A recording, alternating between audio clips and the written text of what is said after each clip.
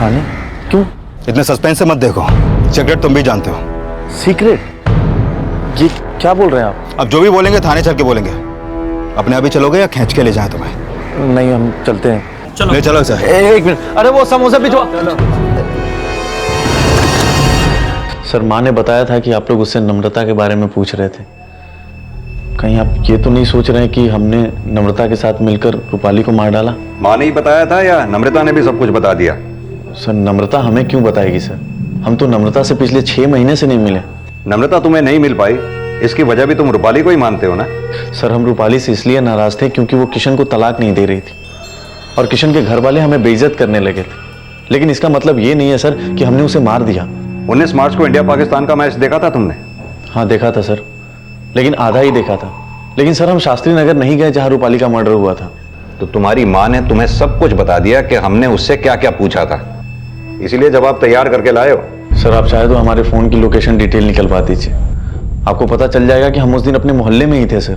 तो तुम्हें यह भी पता है कि हम कैसे काम करते हैं? सर, बेकार में शक कर रहे हैं आप हम पे। रूपाली हमारी बहन थी सर, ये उसके पिछले साल की राखी है जो आज तक हमने नहीं खोली है, और आप सोच रहे हैं कि हमने उसे मार दिया? तुमने नहीं मारा तो फिर नम्रता ने रूपाली को मारा? नम्रता का पता नहीं सर, लेकिन एक इंसान और था जो उसे बहुत नफरत करता था। कौन? ऋषिकेश। जब किशन के घर वालों ने रूपाली और किशन की शादी से मना कर दिया तो हमने और माँ ने उसकी शादी ऋषिकेश से करानी चाहिए, लेकिन रूपाली ने गुस्से में आकर ऋषिकेश की बहुत बेइज्जती कर दी सर। हमें जब किशन के अलावा किसी से शादी ही नहीं करनी तो चाहे धन्ना सेठ हो या राजकुमार, हमें नहीं देखना उसे। माँ समझाओ इसे, ऋषिकेश जी आकर के नीचे बैठे हुए हैं। तो भेज दो उसे, हम नहीं आएंगे बाहर। धीरे बात कर, सुन लेंगे वो। रूपाली, हमारी बात सुन बेटा, घर आए हुए मेहमान का इस तरह से अपमान नहीं करते। भैया के कहने पर एक बार मिल तो सही। एक बार ना? अरे रूपाली, मेरी बात सुन। रूपाली मेरी बात सुन। रूपाली बेटा सुन। तो आप हमसे शादी करना चाहते हैं? हमारे पास्ट के बारे में कुछ जानते भी हैं? रूपाली सुनो, उनको मत देखिए, वो सच छिपाए होंगे। हम आपको बताते हैं, हम बचपन से किशन से प्यार करते हैं और उनको अपना मन ही नहीं तन भी सौंप चुके हैं। क्या आप भी हमसे शादी करना चाहते हो? रूपाली, संजय, अगर तुम्हारी बहन हमसे शादी नहीं करना चाहती तो हमको क्यों बुलाए? बेइज्जत करने के लिए? संजय ने, तुम्हारे भाई ने तुम्हारे बारे में सब कुछ बता दिया था हमको। अभी पता चला है तुम दुखियारी नहीं, झांसी की रानी हो। जब सब जान ही चुके हो तो अब तक क्या खड़े क्यों? एक बात बताने के लिए, किशन से ज्यादा पैसे वाले हम। जो किशन तुमको दे सकता है वो सब हम दे सकते हैं।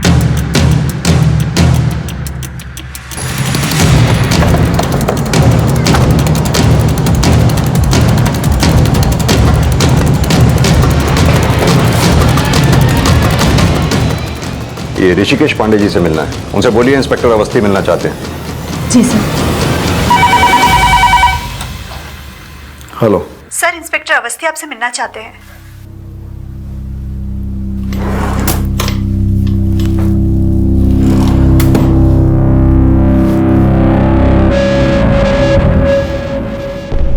मिस्टर ऋषिकेश। या welcome sir, please have a seat. Thank you. I guess आप लोग रूपाली मर्डर केस के सिलसिले में हमसे मिलने आए हैं। ये हवा में टिकती है या उड़ जाती है? मतलब? ये आपका पैच। बड़ा अच्छा मजाक कर लेते आप। हम यहाँ मजाक करने नहीं आए। हम भी यहाँ मजाक करने नहीं, धंधा करने बैठे हैं। विजिटर के लिए हमारे पास कोई टाइम नहीं, लेकिन आप लोग आए थे इसके लिए टाइम दे दिया ताकि आपको गलत फहमी ना हो हमारे बारे में।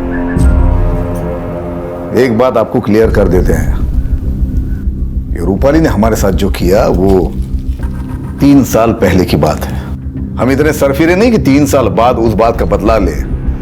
हमने लोगों को 10-10, 20-20 साल तक नफरत पालते हुए देखा है। आप तो धंधा करने वाले हैं, धंधे का भी एक असूल होता है, काम गलत वक्त पे किया जाए तो नुकसान ही होता है। 3 साल तक बदला लेने का इंतजार किया आपने। रूपाली को तब मारा जब उसे मारने का मोटिव रखने वाले कई ऐसे लोग हैं जिन पे आपसे ज्यादा शक जाएगा। अरे शक करना तो आपका फर्ज है, आपकी ड्यूटी है, लेकिन हम अपने बारे में कह देते हैं हमने कुछ नहीं किया। रूपाली को मारने वाले कई सारे हो सकते हैं क्योंकि वो लड़की थी ऐसी। अरे जिस लड़के ने उसके साथ सब कुछ किया और उसको छोड़ दिया, उसी लड़के के साथ शादी की उसने। आखिर क्यों? क्यों? ये रूपाली में हमको प्यार कम, सौदेबाजी ज्यादा दिखाई दी। रूपाली ने आपसे क्या सौदा किया? सौदा तभी होता है जब चीज पसंद आ जाए। हम तो अपने उम्र से मात खा गए। धंधा करने बैठे हम, चेहरा देख के इंसान को पढ़ लेते हैं। रूपाली को एक बार मिले थे, पढ़ लिया था पहली बार में। आप लोगों ने तो अभी उसके बारे में जानना शुरू किया है। उसके गुजरने के बाद आप लोग क्या समझ पाओगे क्या चीज थी वो। सर ये आदमी है तो बड़ा शातिर, बात घुमाकर भटकाने की कोशिश कर रहा था। इसके ऑफिस, घर, मोबाइल सबके कॉल रिकॉर्ड्स निकलवाओ। देखो कहीं इसने रूपाली को मारने के लिए किसी को हायर तो नहीं किया था। सर रूपाली के भाई संजय के बाद ऋषिकेश से की गई पूछताछ से रूपाली की शख्सियत के कई नए पहलू सामने आए, लेकिन अब तक जिन्हें सस्पेक्ट समझा जा रहा था उनके खिलाफ पुलिस कोई भी सबूत नहीं जुटा पाई थी। सर इन सबके पास रूपाली को मारने का मोटिव तो है, लेकिन इनमें से किसी के भी खिलाफ अभी तक हमारे पास कोई सबूत नहीं है। लेकिन सर जब मैंने रूपाली के बैंक स्टेटमेंट और फाइनेंशियल रिकॉर्ड चेक किए तो पता चला कि इसके अकाउंट में इस वक्त 1,27,000 रुपए है और उसकी हत्या से पहले उसके अकाउंट से कोई बड़ा विड्रॉल भी नहीं हुआ। सर एक बात और, रूपाली ने अपनी 1.5 लाख की एफडी का अकाउंट अभी 6 महीने पहले क्लोज किया था। विद इंटरेस्ट उसने वहां से करीब 2 लाख रुपए विड्रॉ किया था। पार्लर खोलने का प्लान 2 महीने पहले बना, तो फिर रूपाली ने 6 महीने पहले अपना एफडी अकाउंट क्यों क्लोज किया? और सबसे बड़ा सवाल, उन पैसों को रूपाली ने अब तक रखा कहां पर होगा? सर हो सकता है रूपाली ने वो पैसे रेशमा के पास रखे हों। लेकिन रेशमा ने यह बात अभी तक हमें नहीं बताई। वहीं दूसरी ओर, अगर रूपाली का कंट्रीब्यूशन उस पार्लर में 4 लाख रुपए का था और उसके पास सिर्फ 2 लाख रुपए थे, तो बाकी के पैसे उसके पास आए कहां से? शर्मा, आई एम श्योर ये रेशमा जरूर इस बारे में कुछ जानती है जो हमसे छिपा रही है।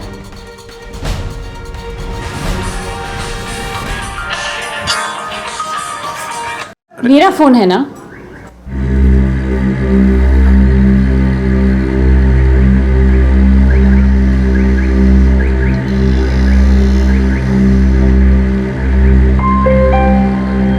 कहीं ऐसा तो नहीं रूपाली रेशमा और आदित्य को पार्लर में अपने हिस्से का पूरा पैसा ना दे पाई हो और रूपाली का मर्डर इसी पार्टनरशिप डिस्प्यूट से जुड़ा हो सकता है सर, क्योंकि रूपाली और उनका पार्लर उसी एरिया में है जहां पे रेशमा और आदित्य रहते हैं और रूपाली का मर्डर भी उसी एरिया में हुआ।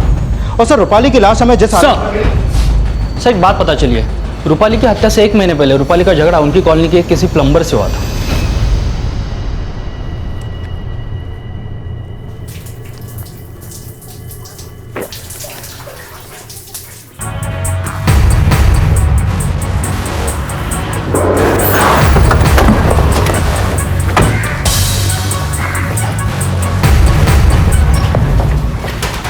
जयेश का घर है ना ये? जी हाँ साहब। पांडे सर्च करो। साहब अब क्या किया हमारे बेटे ने? क्यों, जयेश रोज कोई नया काम करता है क्या? नहीं साहब, ऐसा अंदर कोई नहीं मिला। कहाँ है जयेश? साहब वो काम पर गया हुआ है। कहाँ काम करता है वो?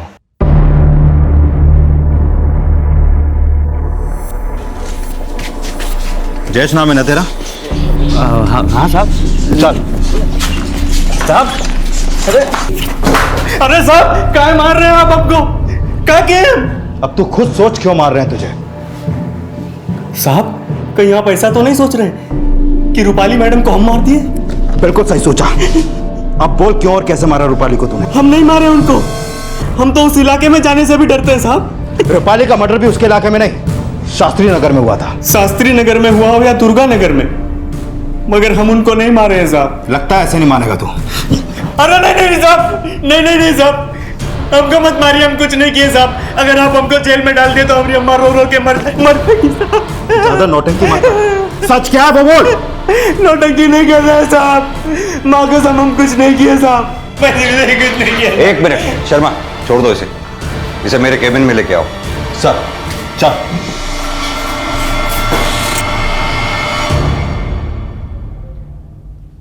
आराम से आराम से चल। माना रूपाली को तूने नहीं मारा, लेकिन रूपाली ने तुझे मोहल्ले वालों से क्यों पिटवाया था? साहब रूपाली मैडम को गलतफहमी हो गया था, हम ऐसा कुछ नहीं किए थे जैसा वो सोच ली थी। अच्छा तू तो प्लम्बर है ना? जी साहब। तूने रूपाली के अड़ोस पड़ोस में सभी घरों में काम किया होगा? जी साहब। एक बात बता, रूपाली के घर के आस पड़ोस में क्या कोई ऐसा था जिससे रूपाली की ना बनती हो या जो रूपाली को पसंद ना करता हो? साहब इतना तो कुछ नहीं मालूम, लेकिन रूपाली मैडम का दिमाग हमको कुछ गड़बड़ लगता था और थोड़े दिन बाद हमको मोहल्ले वालों से पिटवा दिया।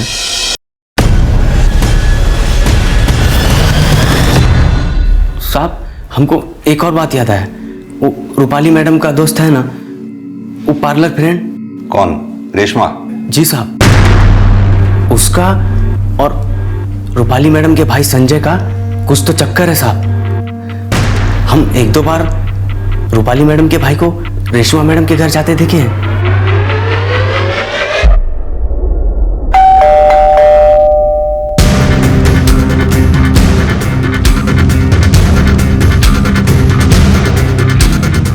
प्लम्बर जयेश के बयान ने पुलिस को एक नया एंगल दिया, जिसकी पुष्टि के लिए पुलिस ने इसे इन्वेस्टिगेट करना शुरू किया। साथ साथ पुलिस इस थ्योरी पर भी काम कर रही थी कि कहीं रूपाली का मर्डर रूपाली, आदित्य और रेशमा के किसी पार्टनरशिप डिस्प्यूट से तो नहीं जुड़ा था। फिलहाल पुलिस इसका कोई सुराग तो नहीं जुटा पाई थी, लेकिन संजय और रेशमा के अफेयर के संकेत मिल गए। सर, संजय और रेशमा के अफेयर के ही नहीं, बल्कि रेशमा के एक पड़ोसी से पूछताछ में यह भी बात सामने आई है कि उसने एक बार रूपाली और रेशमा को किसी बात पर झगड़ते हुए भी देखा था। ये संजय और रेशमा दोनों को लेके आओ, फिर देखते हैं रूपाली के मर्डर केस में इन दोनों के अफेयर का क्या कनेक्शन हो सकता है। सर,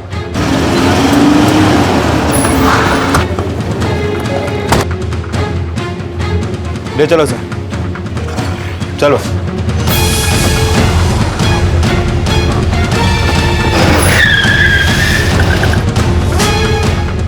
रेशमा, पुलिस आई है।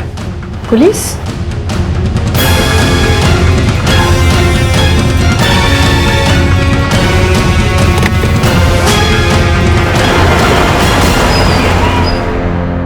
सर, नम्रता से ब्रेकअप के बाद हम और रेशमा नजदीक आ गए थे, लेकिन सर हमारे रिलेशन का रूपाली के मर्डर से कोई लेना देना नहीं है सर। रूपाली को तुम दोनों के रिश्ते के बारे में पता था? बोलोगे या बुलवाएं? हाँ सर, पता चल गया था उसे, इसलिए वो हमसे नाराज हो गई थी। रेशमा, शर्म आनी चाहिए तुम्हें। अपने पति को भी धोखा दे रही हो और हमारे भैया को भी। देख रूपाली, अरे ऐसी कोई बात नहीं है, हम रेशमा से प्यार करते हैं। संजय, रूपाली को समझाने की जरूरत नहीं है, वो नहीं समझेगी। देख रूपाली, रेशमा, तो कुछ ना ही बोलो तो अच्छा है, लेकिन हमारी एक बात ध्यान से सुन लो। अगर तुमने हमारे भैया के साथ ये रिश्ता खत्म नहीं किया ना, तो हम तुम्हारे पति से कह देंगे कि तुम उन्हें धोखा दे रही हो। सुनो रूपाली, मेरी बात सुनो। रूपाली, अरे सर, रूपाली ने मना किया था, इसलिए हम दोनों ने एक दूसरे से मिलना बंद कर दिया। तुम दोनों ने मिलना बंद कर दिया या रूपाली को रास्ते से ही हटा दिया? ऐसा कुछ नहीं है सर। झूठ बोलने से कोई फायदा नहीं है। हमें सब पता है कि रूपाली के मर्डर के बाद तुम दोनों एक दूसरे के टच में थे। सर, रूपाली के मरने के बाद हम लोग बहुत दुखी हो गए थे सर, इसलिए आपस में अपना दुख बांट रहे थे। अच्छा सर, अब जैसा सोच रहे हैं वैसा कुछ भी नहीं है। अगर रूपाली को हमसे कुछ प्रॉब्लम होती तो वो हमारे साथ पार्टनरशिप में पार्लर क्यों खोलती? क्या पता तुम उस वक्त रूपाली को बेवकूफ बना रही थी। एक बात बताओ, रूपाली ने तुम्हें पार्लर में इन्वेस्ट करने के लिए अपने हिस्से का पैसा दिया भी था या तुम हमसे कुछ छिपा रही हो? नहीं सर, रूपाली ने खुद हमें 4 लाख रुपए कैश दिए थे। रूपाली के पास इतने पैसे आए कहां से? संजय, कहीं ऐसा तो नहीं रूपाली के ब्याह पे तुमने पार्लर में पैसा इन्वेस्ट कर दिया? हम इतने पैसे कहां से लाएंगे इन्वेस्ट? तो फिर रूपाली के पास इतने पैसे आए कहां से? सर, हम सच कह रहे हैं, रूपाली ने खुद हमें पैसे दिए थे। आप चाहे तो आदित्य से पूछ सकते हैं।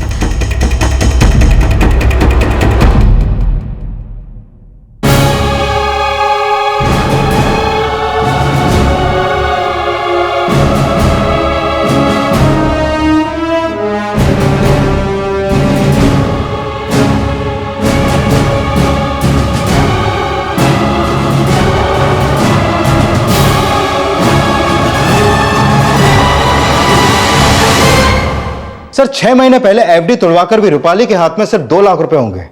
अगर रूपाली ने अपने हिस्से का पूरा 4 लाख रुपए दिया तो अब सवाल यह उठता है कि बिना कोई सोर्स ऑफ इनकम के रूपाली के पास इतने पैसे आए कैसे?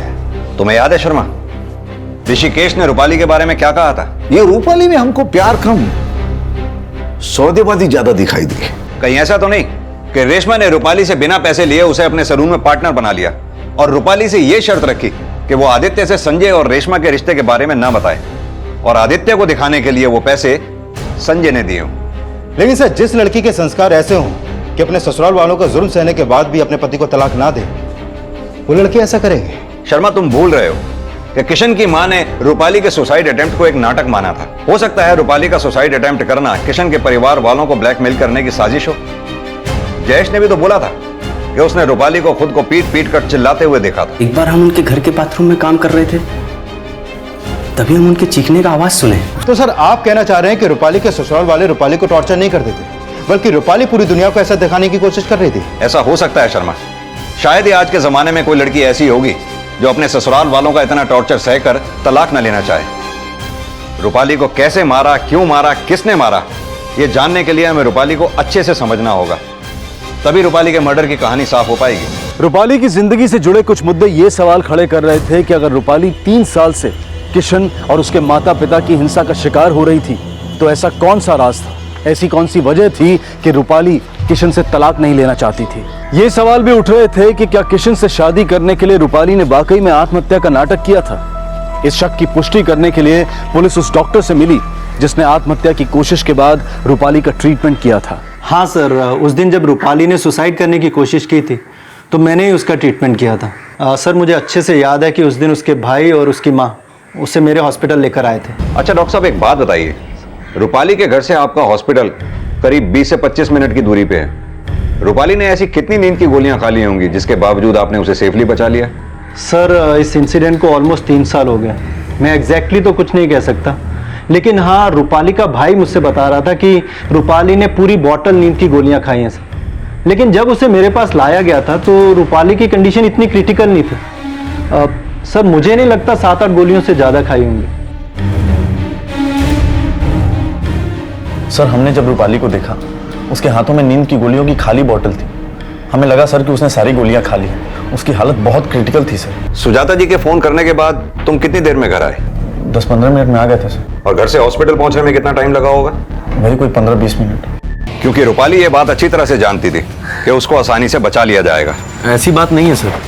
रूपाली किशन और उसके घर वाले के दिए धोखे से बहुत हर्ट थी।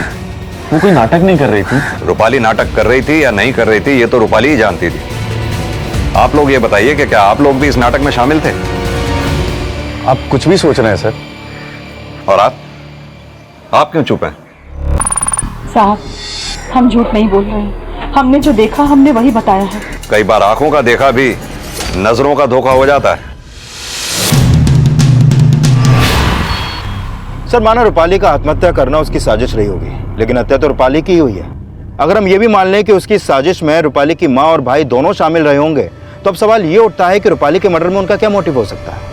लेकिन शर्मा, रूपाली की हत्या का मोटिव तो कई लोगों के पास था और सबसे बड़े सस्पेक्ट तो खुद उसके ससुराल वाले हैं। अब जानना यह है कि रूपाली अपने ससुराल वालों की ज्यादतियों का शिकार थी या उसके ससुराल वाले रूपाली की ज्यादतियों का शिकार थे।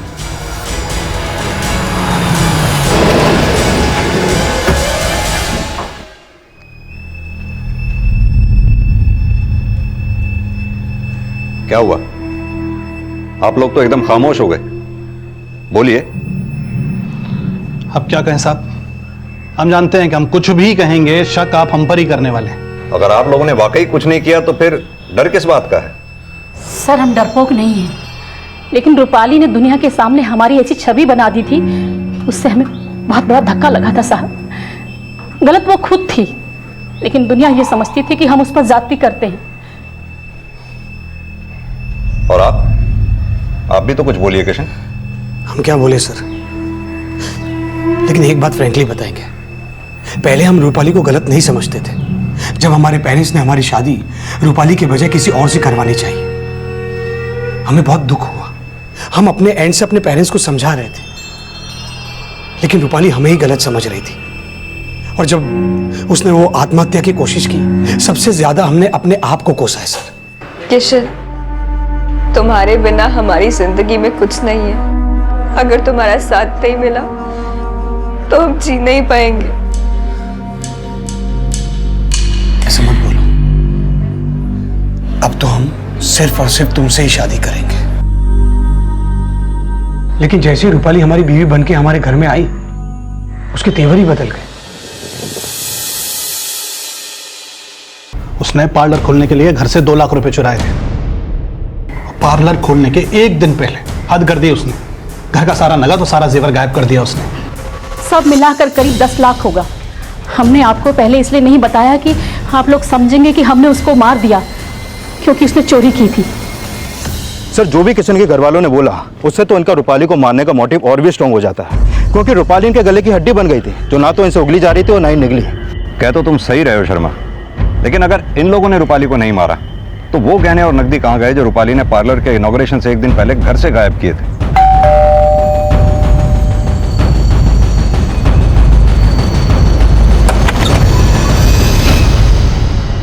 सर, हम पहले भी कह चुके हैं, रूपाली ने हमें कोई पैसे दिए ही नहीं रखने के लिए। सिर्फ पैसे ही नहीं, गहने भी चुराए थे रूपाली ने अपने ससुराल से। चुराए थे? सर, हमें इसके बारे में कुछ नहीं पता। पता नहीं है, इतने पैसे और गहने देखकर नीयत खराब हो गई। हम इतने गए गुजरे भी नहीं है सर कि पैसे के लिए अपनी दोस्त को ही मार दे। रूपाली की सास पहले भी इसी तरह से आरोप लगाती रहती थी उस पे। हम कह रहे हैं ना साहब, उसने चोरी नहीं की होगी।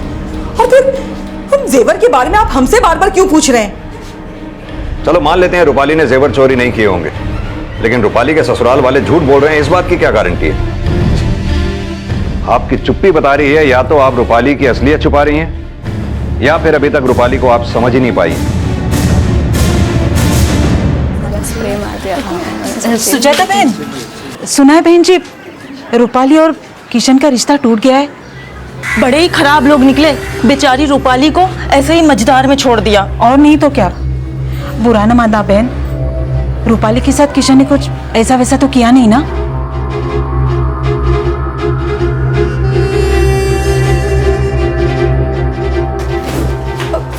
रूपाली, हम छोड़ेंगे नहीं उन लोगों को। जितना सलील उन्होंने हमें किया है ना, उससे ज्यादा सलील करेंगे उनको। हमें लगा था रूपाली जो भी बोल रही है गुस्से में बोल रही है। हमें जरा भी अंदाजा नहीं था कि वो सच में उन लोगों के साथ वैसा ही कर देगी। रूपाली की मां का बयान इस शक को पुख्ता कर रहा था कि रूपाली किशन और उसके माता पिता से बदला लेने का मन बना चुकी थी। रूपाली की आत्महत्या को उसका नाटक, किशन से तलाक न लेने को उसके पतिव्रता होने का स्वांग और अपने आप को घरेलू हिंसा की पीड़ित दिखाना उसकी साजिश समझा जाने लगा। इन सारी संभावनाओं के बीच ये सवाल अब भी ज्यों का त्यों बना हुआ था कि आखिर रूपाली की हत्या किसने की, और ये सवाल अब एक ऐसे सवाल को जन्म देने वाला था जो इस केस में 360 डिग्री का घुमाव लाने वाला था। सर, अगर हम रूपाली के ससुराल वालों की बात को सच मान लें कि रूपाली ने अपने ससुराल से गहने और कैश चुराए थे, तो वो गहने और कैश गए कहाँ? क्योंकि रूपाली ने वो गहने ना तो अपने मायके में रखे और ना ही रेशमा को दिए। और सर, रूपाली की हत्या भी लूट के इरादे से नहीं हुई, क्योंकि बॉडी पर उसके गहने और जेवर सब मौजूद थे। शर्मा, ये भी तो हो सकता है कि ये भी रूपाली की कोई साजिश हो। रूपाली की साजिश? सर, आप कहना क्या चाहते हैं? यही कि हमें जो अज्जली लाश मिली उसकी शिनाख्त भी तो रूपाली की मां और भाई ने ही की थी, तो ये भी तो हो सकता है कि वो लाश रूपाली की ना हो। तो सर, आप कहना चाहते हैं कि वो अज्जली लाश रूपाली की नहीं किसी और की थी, और बॉडी पर रूपाली के गहने जेवर रखना एक साजिश थी? सर, अगर ऐसा है तो वो लाश किसकी थी? और रूपाली? शर्मा, या तो रूपाली फरार है या फिर उसने किसी को मार के षड्यंत्र रचा हो और ससुराल से चुराए हुए गहने और जेवर लेकर वो फरार हो गई हो। लेकिन सर, उस लाश का तो अंतिम संस्कार हो चुका है। अगर वो लाश रूपाली की नहीं किसी और की थी, तो वो लाश किसकी थी ये कैसे पता चलेगा? शर्मा, जिस दिन ये कांड हुआ उस दिन के आगे पीछे की सभी मिसिंग कंप्लेंट स्कैन करो, और हाँ, रूपाली की इस फ्रेंड रेशमा पे भी कड़ी नजर रखो। मुझे लगता है रूपाली की इस प्लानिंग में रेशमा का भी हाथ है। और हाँ, ये रूपाली के भाई संजय को भी उठा के लाओ। इस लाश की शिनाख्त इसी ने की थी ना? देखते ही देखते रूपाली को विक्टिम से इस केस का प्राइम सस्पेक्ट समझा जाने लगा। लेकिन अगर रूपाली की हत्या नहीं हुई थी तो वो लाश किसकी थी जिस लाश को रूपाली की लाश समझा गया? और अगर रूपाली जिंदा थी तो वो अब तक कहां थी? एक तरफ पुलिस 19 मार्च की मिसिंग कंप्लेंट्स को स्कैन करके ये पता लगाने की कोशिश कर रही थी कि उस रात अगर रूपाली नहीं तो फिर किसकी हत्या हुई थी, और दूसरी तरफ रूपाली के भाई से ये पता लगाया जा रहा था कि रूपाली अब कहां थी। सर, बता रहा हूं सर, हमको सच में लगा था कि वो रूपाली की बॉडी है। सर, हम कुछ नहीं छुपा रहे हैं सर, और हमको तो ये भी नहीं लगता कि रूपाली ऐसा कुछ कर सकती है। ऐसे नहीं बोलेगा सर। संजय का बयान पुलिस की इस थ्योरी को खारिज कर रहा था कि रूपाली विक्टिम नहीं सस्पेक्ट है, लेकिन रेशमा के अचानक गायब होने की सूचना ने पुलिस थ्योरी को और भी स्ट्रांग बना दिया था। सर, रेशमा का फोन बंद है। सर, हमने उसे फोन नहीं किया था, और कल रात आपके जाने के बाद रेशमा यहाँ से चली गई थी। कुछ बता के नहीं गई? कहाँ जा रही है? सर, जब से हमें रेशमा और संजय का रिलेशन पता चला, हमने उससे बात करना छोड़ दिया था। कल रात जब वो घर नहीं आए तब भी हमने उसे कॉल नहीं किया। कुछ छुपा तो नहीं रहे हमसे? सर आपसे छुपा के हमें क्या मिलेगा? हम तो किसी को मुंह दिखाने के लायक नहीं रहे। रेशमा तो हमें यह दिखाने की कोशिश कर रही थी कि उसे उसके गलती का एहसास हो रहा है, लेकिन सच पूछे तो हम उसे समझ ही नहीं पाए। आदित्य, हमसे गलती हो गई, हम बहुत शर्मिंदा हैं आदित्य, प्लीज हमें माफ कर दो आदित्य, प्लीज। सर अब तक तो हमें यह लग रहा था कि रेशमा संजय के साथ कल रात से होगी, लेकिन संजय तो सुबह हमारी कस्टडी में था। रेशमा संजय से मिलने गई थी या रूपाली के पास गई थी? रूपाली? सर आप ये क्या कह रहे हैं सर? उसका तो मर्डर। रूपाली का मर्डर हुआ या किसी और का, ये तो वक्त बताएगा। लेकिन अगर हमें यह पता लगा कि इन सब में तुम्हारा भी हाथ है तो अच्छा नहीं होगा। देखिए सर, हमें जो कुछ पता था हमने आपको बता दिया, और अब आप क्या बोल रहे हैं हमें कुछ समझ में नहीं आ रहा है। शर्मा, पता करो ये रेशमा का फोन किस लोकेशन पे बंद हुआ। कैसे भी करके इस रेशमा को ट्रेस करने की कोशिश करो, क्योंकि हो सकता है रेशमा के गायब होने का राज ये हो कि उस रात रूपाली नहीं किसी और का मर्डर हुआ हो, और इस मर्डर की साजिश में रूपाली और रेशमा इन दोनों का हाथ हो। सर, रेशमा का गायब होना भले ही रूपाली से जुड़ा नजर आ रहा था, लेकिन जल्द ही एक सूचना ने पुलिस इन्वेस्टिगेशन को और भी ज्यादा जटिल बना दिया।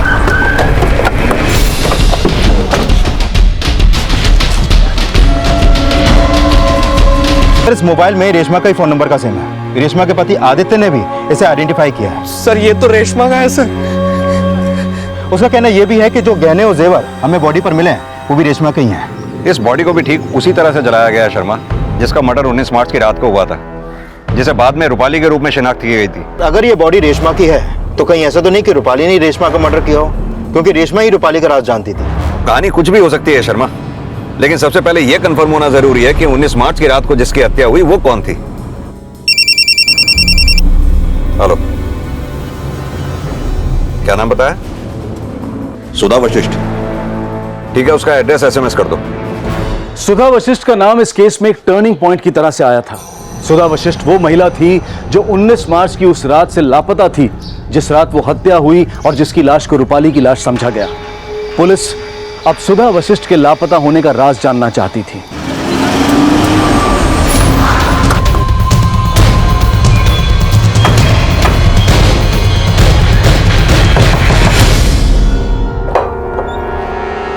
दिवाकर।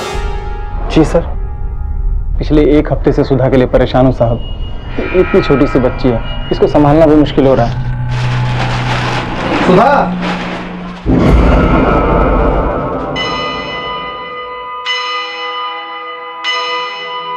19 मार्च को जब आप घर से ऑफिस के लिए निकले तब सुधा और बच्ची घर पर थी। जी। जब सुधा गायब हुई तब बच्ची कहां पर थी? यही पड़ोस में, थोड़ी दूर पर एक आंटी का घर है। दरअसल सुधा भी एक गारमेंट मैन्युफैक्चरिंग कंपनी में जॉब करती थी। और वो कंपनी कहां पर है? जी, हरिनगर में। जिस जगह बच्चे को छोड़ते हो वो घर कहां पर है? यहाँ से थोड़ी दूर पे ही है। उस दिन सुधा ने बच्ची को वहाँ आंटी के घर पे छोड़ा और फिर हरिनगर गई जहाँ पे वो जॉब करती थी। वहाँ के सुपरवाइजर ने बोला कि सुधा 19 मार्च की शाम को 7 बजे ही चली गई थी। सुधा जब भी ऑफिस से छूटती थी तो पहले आंटी के घर जाती थी, बच्ची को लेती थी, फिर यहाँ आती थी। लेकिन उस दिन न वो आंटी के घर पहुंची और ना ही अपने घर। इन दोनों को पहचानते हो? नहीं साहब। सुधा के साथ इन्हें कभी देखा हो? नहीं, मैंने तो नहीं देखा इनको। 19 मार्च की रात शास्त्री नगर में एक हत्या हुई थी।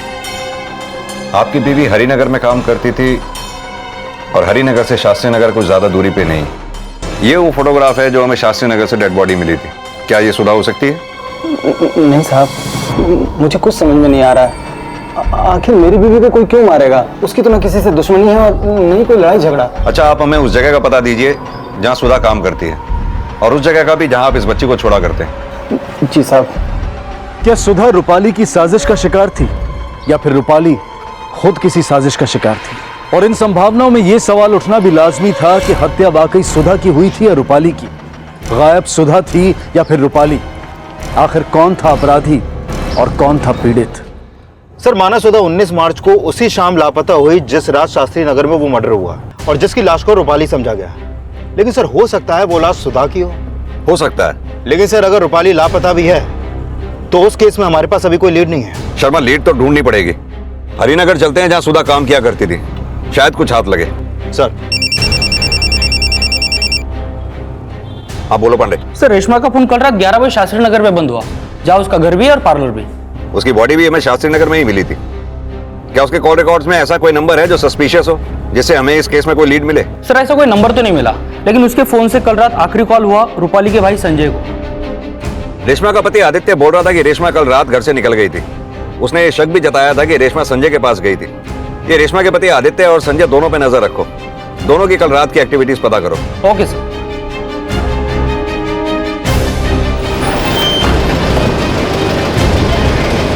हाँ सर, सुधा 19 मार्च को सुबह 10 बजे यहाँ आई थी और शाम को 7 बजे चली गई। ये देखिए उसके एंट्री और एग्जिट के साइन भी है।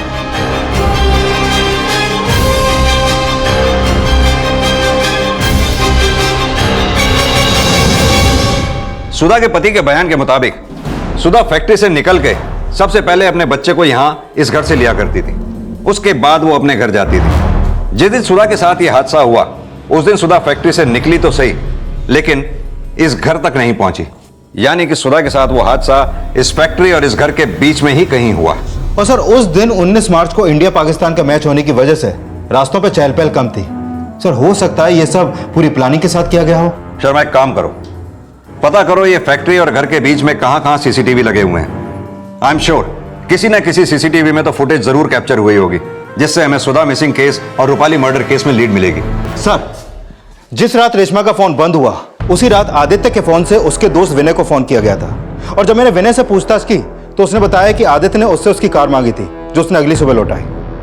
सर हो सकता है कि सर कई दिनों से आदित्य हर शाम एक बार में जाता है, और जिस रात रेशमा गायब हुई थी उस रात वो उसी बार से नशे में बाहर निकला था।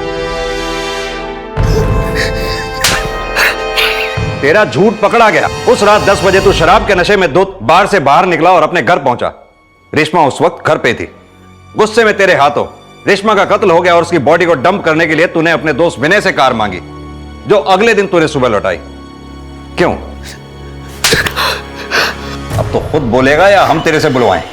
हाँ सर, हमने उसका मर्डर किया। वो हमसे बोली थी कि उससे अपने गलती का एहसास हो रहा है, पर हमें यकीन नहीं हुआ। और उस रात जब हम घर पहुंचे। लेकिन संजय, पुलिस तो कह रही थी कि रूपाली ने अपने ससुराल से 10 लाख की ज्वेलरी और कैश चुराया है। सच बोल संजय, तुझे पता है ना रूपाली कहाँ है? संजय, हम तुम्हें बाद में फोन करते हैं। तेरे कहने का मतलब है कि 19 मार्च की रात को जो बॉडी जलाई गई वो रूपाली की थी? नहीं सर, वो बॉडी किसकी थी हमें नहीं पता, लेकिन उसकी बॉडी देखकर सभी कह रहे थे कि वो रूपाली की बॉडी है। लेकिन सबसे पहले उस बॉडी को तूने और रेशमा ने ही देखा था। कहीं ऐसा तो नहीं तुम दोनों मियां बीवी ने मिलकर रूपाली का कत्ल कर दिया? नहीं सर, देखिए सर, हम मानते कि हमने रेशमा का मर्डर किया, पर हमने रूपाली का मर्डर नहीं किया। पर हमें लगता है कि संजय रूपाली के बारे में कुछ जानता है। उस रात भी रेशमा संजय को रूपाली के बारे में कुछ पूछ रही थी।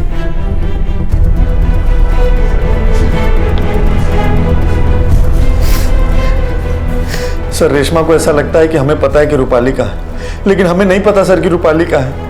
हमें तो यह भी नहीं पता कि किसका मर्डर हुआ। पांडे सर, इसे तब तक मारते रहो जब तक ये सच ना बोले। नहीं सर, मैं सच बोल रहा हूँ सर। सर मैं सच बोल रहा हूँ। संजय सच बोल रहा था, ये अब भी साफ नहीं था, और ये भी अब तक राज बना हुआ था कि रूपाली अब कहां थी। और तभी पुलिस को सुधा से जुड़ी एक इंफॉर्मेशन मिली। 19 मार्च की शाम सुधा को किडनैप किया गया था, और उस किडनैपिंग की फुटेज एक सीसीटीवी में कैप्चर हुई थी, जो इसमें है।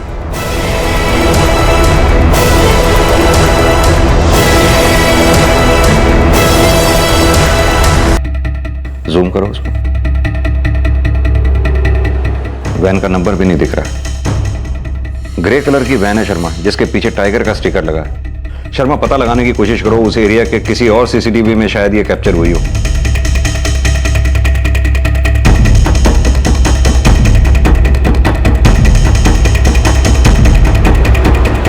और कुछ ही घंटों में पुलिस ने आखिर उस वैन के नंबर का पता लगा लिया और उस एड्रेस पर पहुंची जिस एड्रेस पर वो वैन रजिस्टर्ड थी।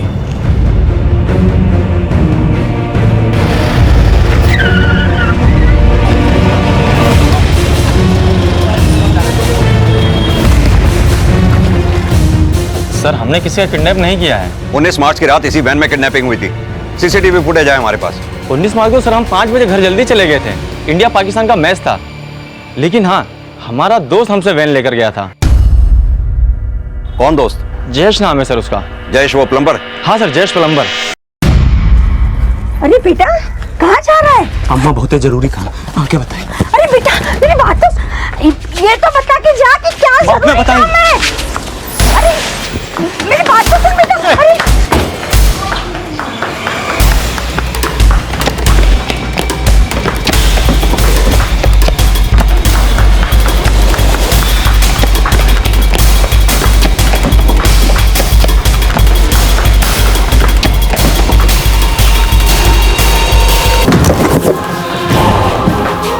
अब बता, बोल क्यों मारा सुधा को? बोल। आपको पैसा दिया था साहब। किसने दिया था पैसा? वो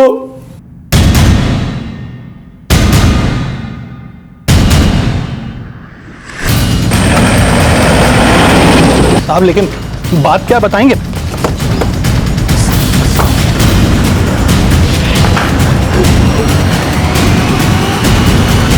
ये लो पकड़ो। बोलो साहब, कैसे और कब कहाँ आपकी बीवी खत्म कर दें? ऐसे नहीं मारना है जिसे तुम भी पकड़े जाओ और हम भी पकड़े जाए। ठीक है, आप बताओ कैसे क्या करना है, कब करना है?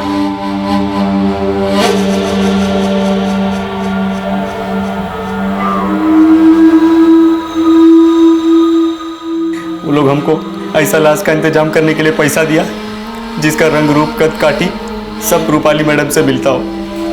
तब हम और ही मिलके खूब छानबीन किया तो एक दिन हमको सुधा दिखी।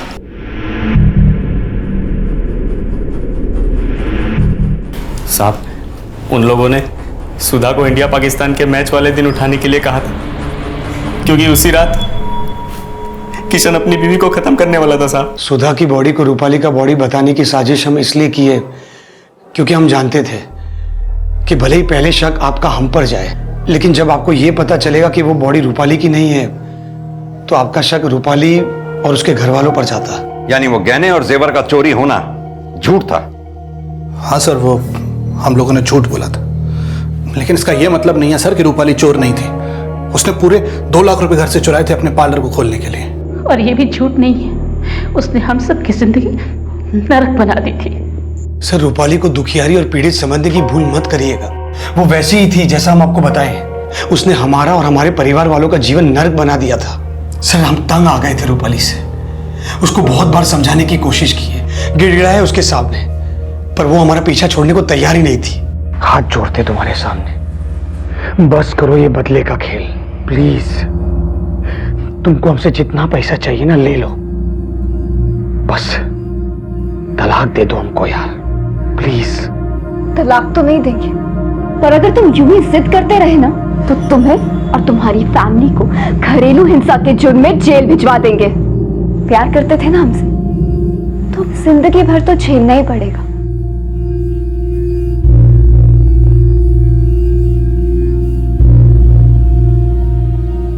सर बहुत प्रॉब्लम्स क्रिएट कर रही थी वो हमारे लिए और हमारे परिवार वालों के लिए, और इसीलिए उसे मारने के अलावा हमें और कोई सोल्यूशन नहीं सूझा। सॉल्यूशन ना कभी गुस्से से निकलता है, ना किसी से डर के चुप हो जाने से, और ना ही कोई साजिश रच के। माना रूपाली ने जो भी किया वो गलत था, सुधा का क्या कसूर था? बदला लेने के लिए तुमने एक नन्ही सी बच्ची के सिर से मां का साया तक छीन लिया। अब करो अपने किए का पश्चाताप सारी जिंदगी।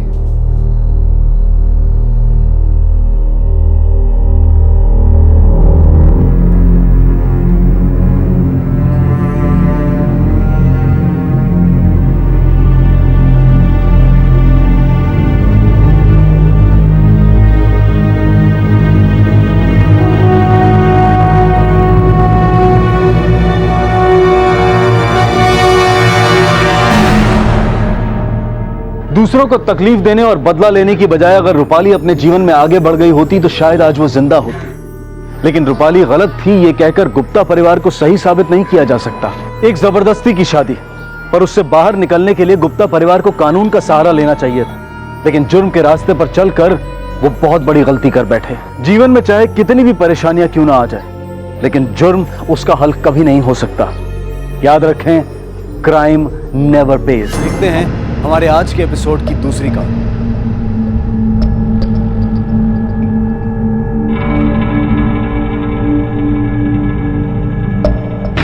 कौन है? मी मदन. कशी आहेस मावशी? हा, तब्येत बरी आहे ना?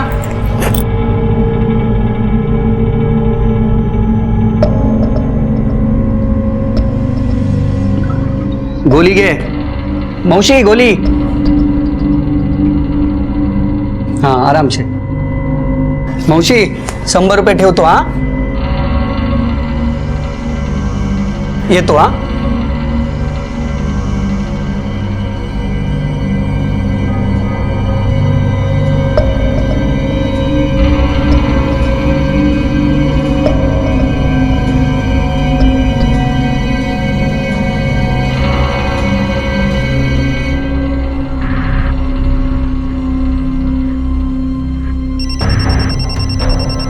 अरे तू फोन लाई है क्या? मैं तो फोन नहीं लाई. तो मेरा भी नहीं बज रहा है. तो किसका बज रहा है?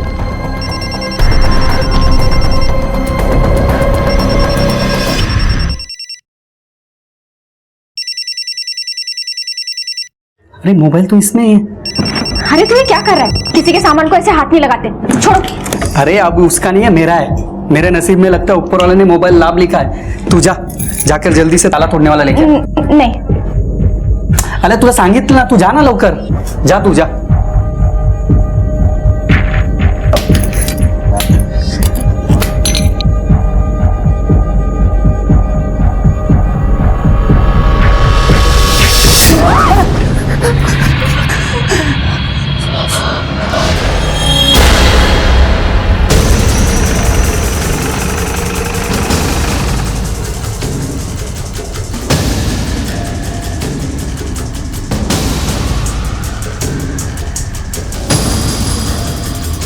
आइए सर. सर इसी बैग में इस लड़की की लाश मिली है.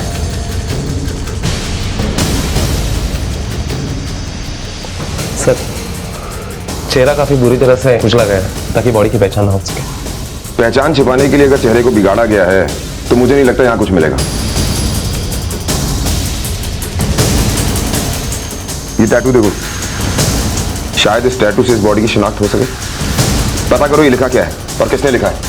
फिलहाल बॉडी को पोस्टमार्टम के लिए भेजो. सामान बॉडी बैग में थी. ये इन्फॉर्मेशन किसने दी? सर पीसीओ से एक आदमी ने फोन करके इन्फॉर्मेशन दी थी. क्या? घर के अंदर 2 औरतें बैठी हुई और किसी ने पीसीओ से कॉल किया. ये घर किसका है? सर बेड पर जो औरत बैठी है ये घर उसी का है. ये ऐसी लेटी रहती है? जी साहब. तुम कौन हो?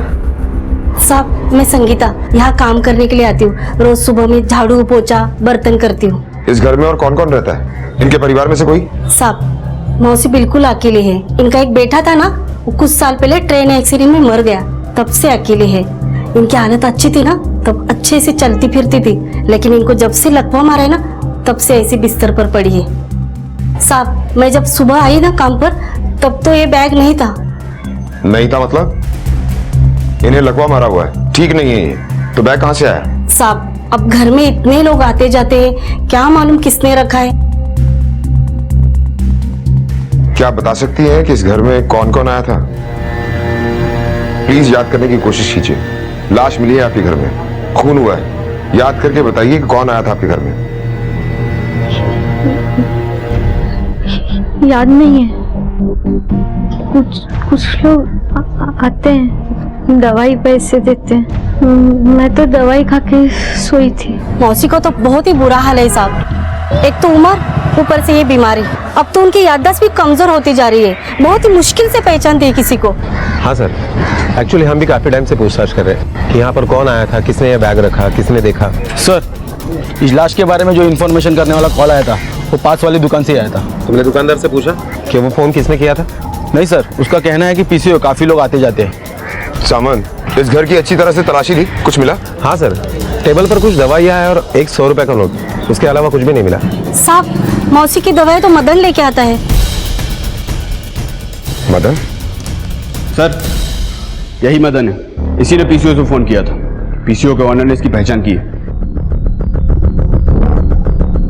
क्यों बे, बड़े अजीब आदमी हो। पहले तो लड़की का खून करता है और उसके बाद पुलिस को खुद ही इन्फॉर्म करता है। हाँ, मैंने फोन किया था साहब, पर खून नहीं किया था। मैं तो बस मौसी को दवाई देने गया था। अच्छा, दवा देने के लिए अंदर पड़े हुए बैग को खोलने की क्या जरूरत थी? मुझे लगा कि इतना बड़ा बैग है, क्या मालूम कुछ पैसे वैसे मिल जाए तो। सर, पीसीओ के ऑनर ने बताया कि ये अकेला नहीं था, इसके साथ एक औरत भी थी। वो मेरी बीवी है साहब। मैं सब 2 कमरे वाले घर में रहता हूँ साहब। रहने वाले 12 लोग, 1 मिनट भी अकेला रहने को नहीं मिलता साहब। इसलिए मैं कभी कभी अंजलि को उधर बुलाता था, और आज भी बुलाया था साहब, लेकिन उसके पहले मैंने वो देख लिया लाश। अच्छा, एक बात बताओ, ये तुम्हारी पड़ोसी शशिकला मौसी के घर पर कौन कौन आते जाते रहता है? साहब कोई 4-5 लोग हैं जो अक्सर आते जाते हैं, और सर उन सब लोगों को शशिकला मौसी ने डुप्लीकेट चाबी भी बना के दी है। मजबूरी है साहब उसके पास कमाने का जरिया नहीं था ना, इसलिए उसने अंदर वाला कमरा यूज करने के लिए दिया था। कोई उसे गोदाम बनाता था तो कोई उसे अपने काम के लिए यूज करता था। महाराष्ट्र मुंबई के ओशिवरा इलाके की एक चौल में रहने वाली बीमार और वृद्ध महिला शशिकला के यहाँ एक बैग में मिली लाश ने सबके होश उड़ा दिए। लाश का चेहरा कातिल ने इस कदर बिगाड़ दिया था कि उसकी पहचान करवाना पुलिस के लिए एक चुनौती थी। सर, ये पोस्टमार्टम लो। ठीक है, तुम जाओ। सावन, रिपोर्ट के हिसाब से किसी नोकीली चीज से पेट में बार बार वार किया गया, इसी वजह से उसकी मौत हुई है। मौत का टाइम है 2 से 4 बजे के बीच। हाँ सर, हमने इस टैटू के बारे में इंक्वायरी की। ये एक मंत्र है। सावन, हमें सबसे पहले 2 काम करने होंगे। पहला काम, इस मंत्र की कहानी के बारे में जानना होगा। दूसरा काम ये कि शशिकला के घर में कौन आता जाता है, उसके बारे में सारी इंफॉर्मेशन इकट्ठी करनी होगी। क्या शशिकला इस लड़की को जानती थी? क्या इस कत्ल से उसका कोई वास्ता था? क्या वाकई में शशिकला को नहीं पता था कि उसके घर में एक लाश है, या फिर किसी ने शशिकला की इस हालत का फायदा उठाया था? कौन था वो जिसने इस लाश को यहाँ रखा था, और ये लड़की कौन थी? क्यों कातिल ने इसे मारा था, और शशिकला के घर पर रखने का मकसद क्या था? ऐसे अनगिनत सवाल थे जिनके जवाब अब पुलिस को ढूंढने थे। सर, मदन सच बोल रहा है। उसके साथ जो औरत थी उसकी बीवी ही। ठीक है, तुम जाओ। Okay sir.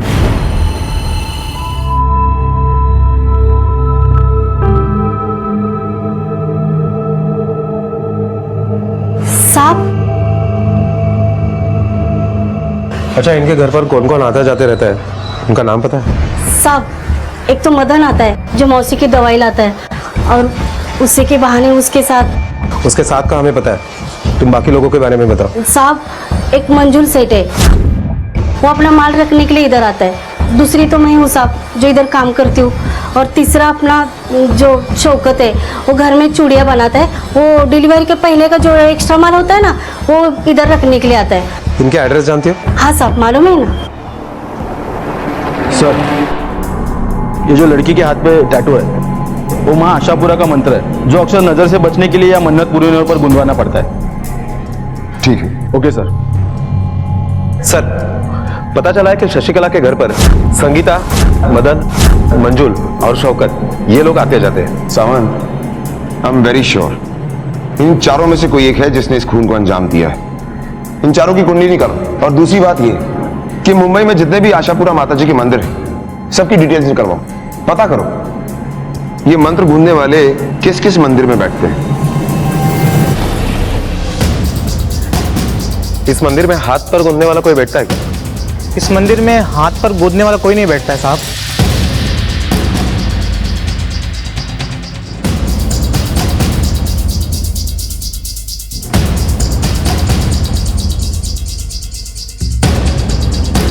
सर, पता चला है कि मुंबई में जितने भी आशापुरा माता जी के मंदिर है, उसमें से सिर्फ गोरेगांव के मंदिर में ही ये मंत्र गुदवाने वाला बैठता है। सावन, एक काम करते हैं, मैं इस मंत्र गूंजने वाले के पास जाकर पूछताछ करता हूं, शायद कुछ हाथ लग जाए। तुम शौकत, संगीता, मंजुल और मदन, इनसे जाकर पूछताछ करो। Okay sir. अरे रवि बेटा, ये पांचाल जी का माल पहुंचा दे बेटा। जी जी, आपका माल पहुंच जाएगा। सुनो, शशिकला मौसी के पास तुम ही सामान रखते हो ना? हाँ साहब। हमारे साथ पुलिस स्टेशन चलो, कुछ पूछताछ करनी है। लेकिन हुआ क्या है साहब? वहाँ एक लड़की की लाश मिली है। चलो। चलो साहब, लेकिन मैंने कुछ नहीं किया साहब। चलो साहब, मेरा माल गुजरात से आता है, वो भी हफ्ते में सिर्फ एक बार, और इस हफ्ते तो अभी तक आया भी नहीं है।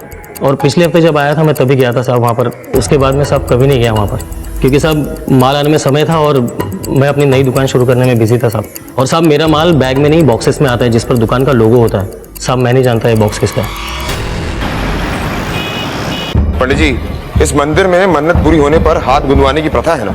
हाँ साहब, ये प्रथा बस इसी मंदिर में है। आप बता सकते हैं कि हाथ गूंदने वाला कहाँ मिलेगा? सर, मंजू सही बोल रहा था। इंक्वायरी में ये पता चला कि वाकई वो एक हफ्ते पहले से शशिकला मौसी के घर पे नहीं गया था। चौल ने भी उसे आते जाते हुए नहीं देखा सर। और सर वाकई वो अपनी नई दुकान की तैयारी में लगा हुआ है। कुछ भी हाथ नहीं लगा, इसका मतलब है जिसने भी ये कत्ल किया है वो हमारे साथ स्मार्ट प्ले कर रहा है। फिलहाल तो इसे यहाँ पर बिठाने का हमारे पास कोई रीजन नहीं है, इसे छोड़ दो। और हाँ, इसके पीछे हमारे खबरी लगा देना। Okay sir. ध्यान से देखो इसे, ये मंत्र तुमने गूंदा था? हाँ साहब, एक लड़की के हाथ पर यह मंत्र मैंने ही गोंदा था, पर यह तो 7-8 महीने पुरानी बात है। इतनी पुरानी बात तुम्हें अभी तक याद है? वो इसलिए साहब कि आम तौर पर लोग अपने हाथ पर भगवान की फोटो या नाम लिखवाते हैं, पर उस लड़की ने खास तौर पर यह मंत्र अपने हाथ पर लिखवाया था। उस लड़की का नाम पता है तुम्हारे पास?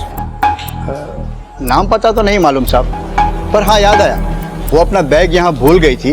वो बैग मैंने मंदिर के ऑफिस में जमा करवा दिया था। अगर आप मंदिर का रजिस्टर चेक करें तो शायद उसका नाम और पता आपको मिल सकता है।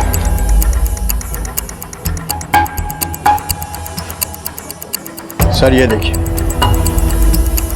वो लड़की आशापुरा पर्व के दिन आई थी, उसका नाम कोमल है। Komal Patel, Geeta society, MG road, Goregaon west. Shaukat कहाँ है? बुलाओ उसे। साहब, मेरे मियाँ तो 4 दिन से घर ही नहीं आए हैं। कहाँ गया? कुछ बता के नहीं गए साहब, और तो उनका अभी फोन भी नहीं लग रहा है। फोन नंबर दो उसका। बात क्या है साहब? जल्दी पता चल जाएगा, फिलहाल तुम उसका फोन नंबर दो। शौकत के बारे में जैसे तुम्हें कुछ पता चलता है तुरंत हमें बता देना। जी सर। चला। सावंत, मंदिर के रिकॉर्ड से एक लड़की के बारे में पता चला है जिसने ये टैटू बनवाया है।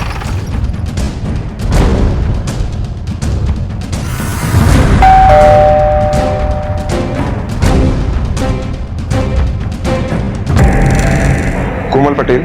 जी, कोमल मेरी बेटी है।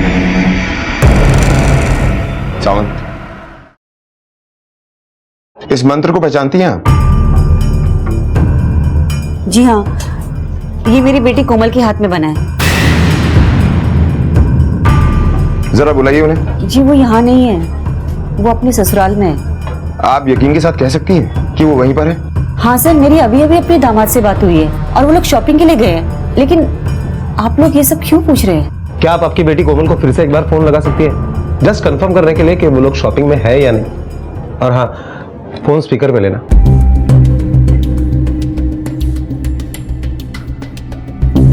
आपके द्वारा डायल किया हुआ नंबर अभी बंद है।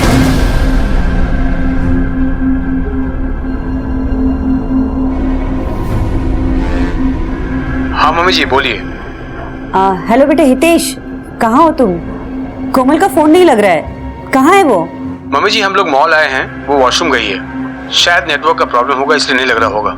आप मुझे बताइए ना क्या बात है, मैं उसे मैसेज दे दूंगा। नहीं नहीं बेटा, कोई बात नहीं, तुम लोग शॉपिंग करो, मैं बाद में बात करती हूँ। ओके मम्मी जी ठीक है, मैं आपको थोड़ी देर में बात कराता हूँ। आपसे एक रिक्वेस्ट है, अपनी बेटी और दामाद का नंबर और उनका एड्रेस दे सकती हैं आप? जी।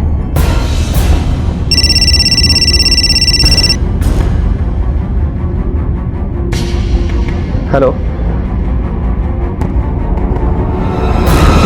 साहब, शौकत के बहन फातिमा, उसका एक हिंदू लड़के के साथ चक्कर था साहब। दोनों शादी भी करना चाहते थे, लेकिन शौकत बीच में आ रहा था। उसने ना साहब एक बार उस लड़की को बहुत बुरी तरह से पीटा भी था। बोला था मेरी बहन से दूर रहना, नहीं सुना रहा तू? भजन छोड़ दीजिए तुझसे मिली ना तो मैं तेरी जान ले लूंगा। अल्लाह की खातिर छोड़ दीजिए। अगर तू मेरी बहन से दोबारा मिला ना, हड्डी पसली तोड़ देती है, डाल कर दूंगा। लेकिन वो नहीं माने साहब, फिर ये शौकत के डर से दोनों 1 साल पहले ही भाग गए। अब सुना है साहब कि दोनों ने शादी भी कर दी है और मनोज के मामा के गांव जाके बस गए हैं। हाँ अच्छा, तुम्हें ये मनोज की मामा के गांव का नाम मालूम है? कोल्हापुर के आसपास किधर तो भी है साहब। कोल्हापुर के आसपास, ठीक है, तुम जाओ।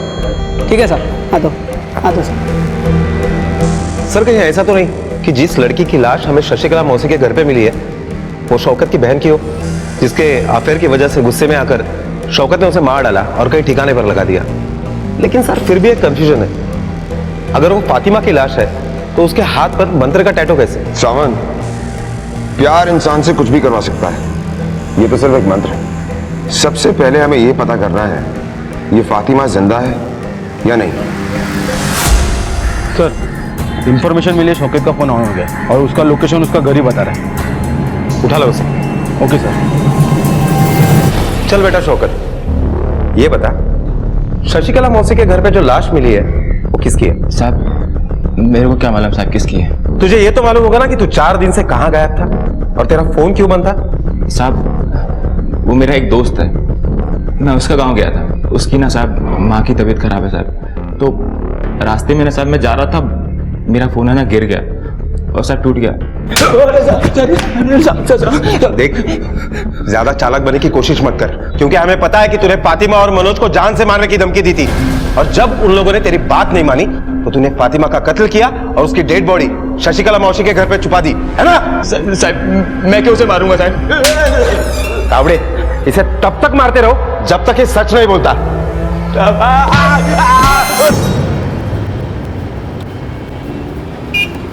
सुनिए, महेश जगताप का घर कौन सा है? हाँ ये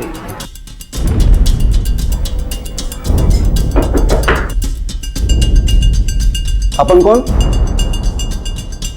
मुंबई पुलिस। काय झालं साहेब? आप मनोज के मामा मामी है ना? हाँ सर। मनोज कहाँ है? उसे जाके तो 4 दिन हो गया साहब। कहाँ गया? अब बोल रहा था कि उसकी आई की तबीयत बरोबर नहीं है, उसे देखने जाने का है। लेकिन वो वहां पर भी नहीं पहुंचा। तावड़े सर, मनोज की माँ ने मनोज का मोबाइल नंबर दिया था ना? हाँ सर। ट्राई करो।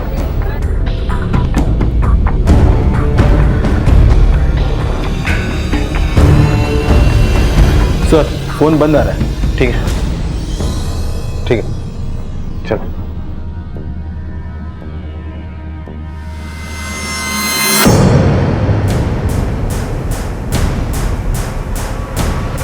चले गए? हाँ। और बेटा अभी कुछ दिनों के लिए ना तुम दोनों कहीं और रहने चले जाओ।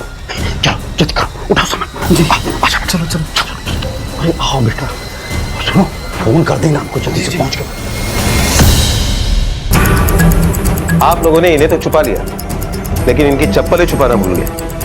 अब तुम बताओ, तुम लोगों ने झूठ क्यों बोला? सर हमें लगा कि आपको शौकत ने भेजा है, क्योंकि इससे पहले उसने सर कुछ गुंडे भेजे थे यहाँ पे। बड़ी मुश्किल से इन बच्चों की जान बच पाई है साहब। देखिए, हम यहाँ पर यह कंफर्म करने के लिए आए थे कि फातिमा जिंदा है या। खैर, तुम लोगों को परेशान होने की कोई जरूरत नहीं है, क्योंकि तुम दोनों जन बालिग हो। और हाँ, कोई अगर तुम्हें तकलीफ देता है तो तुम पुलिस की मदद ले सकते हो। Thank you sir. शशिकला के घर में मिली लाश की पहचान करने के लिए पुलिस ने ईड़ी चोटी का जोर लगा दिया। हर संदिग्ध की तफसील से जांच की जा रही थी, पर जिस पर भी शक होता वो निराधार साबित होता। अगर ये सब जो किसी न किसी तरह से उस घर से जुड़े थे निर्दोष थे, तो फिर कातिल कौन था जिसने इस घर को लाश छिपाने के लिए इस्तेमाल किया था, और कौन थी वो लड़की? लेकिन एक बात तो साफ थी कि कातिल को शशिकला के घर और उस घर में आने जाने वाले लोगों की जानकारी थी। फिलहाल हाथ पर मंत्र गोदने वाले के जरिए मिली कोमल पटेल की लीड ही बची थी, लेकिन कोमल की मां और कोमल के पति के मुताबिक कोमल जिंदा थी। इसलिए पुलिस ने अब खुद कोमल से रूबरू होने का फैसला किया।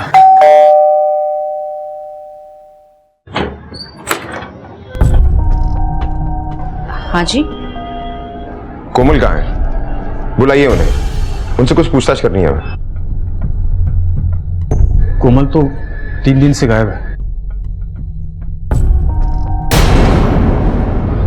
लेकिन कल ही तुमने उसके माँ को बताया कि वो तुम्हारे साथ शॉपिंग करने गई थी।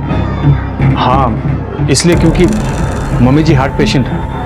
अगर मैं उनको सच कहता तो उनको धक्का लग सकता था, इसलिए झूठ बोलना पड़ा मुझे। कंप्लेंट की है आपने? जी सर।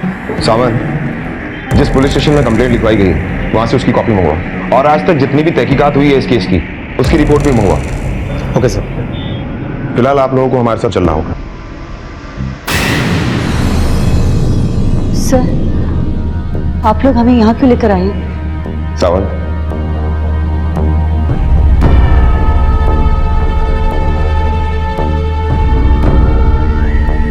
इस टैटू को पहचानती हैं आप?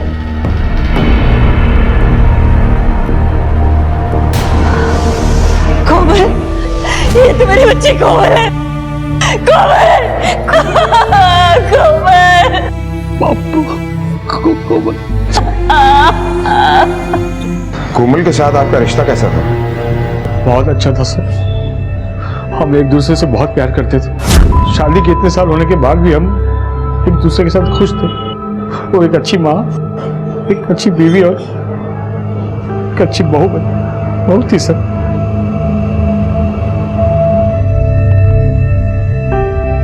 अच्छा ये बताइए कि कोमल के साथ आपका कोई झगड़ा हुआ था क्या? पति पत्नी के बीच में ऐसे छोटे मोटे झगड़े होते रहते हैं सर, लेकिन ऐसा कभी कोई सीरियस वाला नहीं हुआ सर। साहब क्या बताऊं, कोमल के साथ किसी की दुश्मनी हो या झगड़ा, ये तो मैं सोच भी नहीं सकती। वो तो बस सुबह से घर का सारा काम करती थी और फिर दुकान पे जाती थी। हाँ पटेल सर, हाँ अभी आपका माल भेज रही हूँ।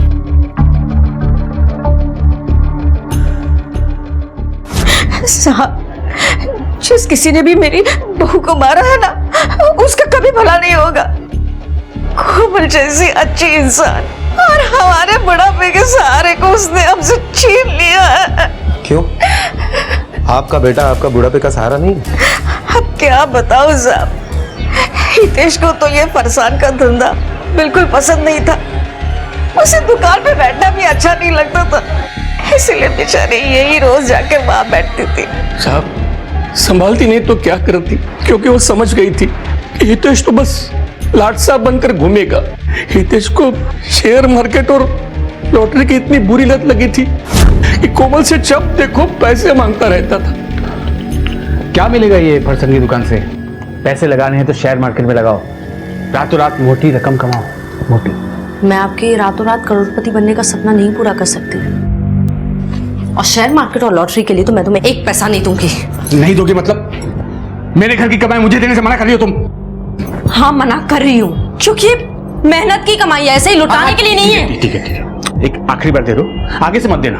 देखो 1 का 10 मिलेगा, सारा कर्जा छोटा हो जाएगा, देखना। यही बोल के आपने मुझे हर बार बेवकूफ बनाया है, पर आपने। कोमल, पैसे तो मैं लेकर ही जाऊंगा। अरे ये क्या कर रहे हो तुम? अरे ये क्या कर रहे हो तुम? छोड़ो, क्या कर रहे हो तुम? पैसे लेकर ही जाऊंगा। ये आप कैसी बात कर रहे हैं सर? हाँ मैं मानता हूं कि मुझे शेयर मार्केट की लत थी। इसका मतलब ये नहीं कि मैं अपनी बीवी का खून कर सकता हूं।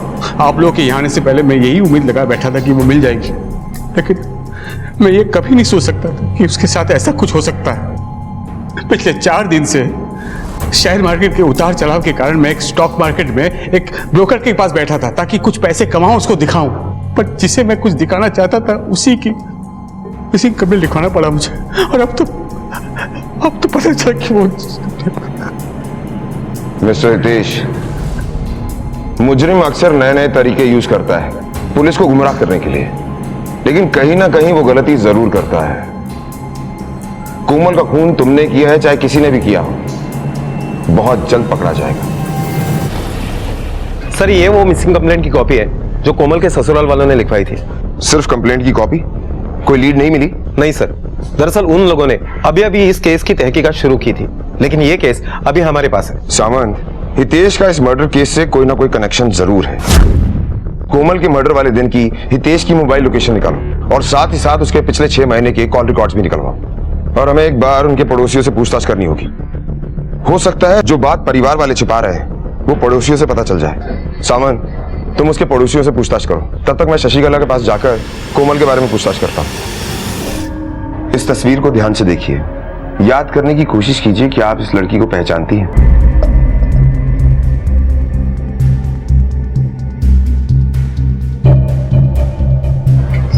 जब से लाश मिली सब लोग मुझे छोड़कर चले गए। संगीता भी नहीं आती, दवा खत्म, खाना खत्म, बस मेरी जिंदगी नहीं खत्म हो रही। देवा, बोलो रे बाबा बोलो।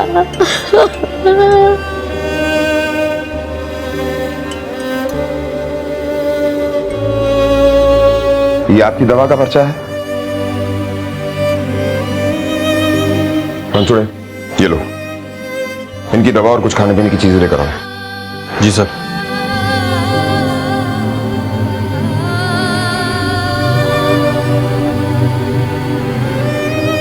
कमाल है, करता कोई है और भुगतता कोई बेचारा लाचार। सर हितेश और कोमल का झगड़ा कोई पति पत्नी वाला झगड़ा नहीं था, पैसों के लिए रोज झगड़ा होता था। सर मैं भी शेयर मार्केट में काम करता हूँ, सब जानता हूँ हितेश के बारे में। कोमल बेचारी कमाती थी और ये उसका मेहनत का पैसा लॉटरी और शेयर मार्केट में उड़ाता था। बहुत अच्छी लड़की थी सर, लेकिन गलत घर में ब्याही गई थी। सब दो मुंहे सांप है सर इस घर में। वो करसन उसी की कमाई खाता था और पीठ पीछे उसी को कोसता था। बहू का बाहर जाकर काम करना उसे बिल्कुल पसंद नहीं था। और बेटा तो किसी लायक है ही नहीं। आपको क्या लगता है, क्या वो अपनी बहू को मार सकता है? मजबूरी नहीं होती ना तो शायद ये भी कर लेता था, लेकिन प्रॉब्लम ये थी कि कोमल अकेली कमाने वाली थी। वो अगर मर जाती ना तो पूरा परिवार खत्म हो जाता था, भूखा मरता था। साहब वो कोमल मैडम को हितेश साहब के अलावा एक प्रॉब्लम और थी। क्या? साहब वो 3 दुकान छोड़ के मंजुल फरसान है ना, वो मंजुल साहब की बीबी कोमल मैडम से बहुत जलती थी।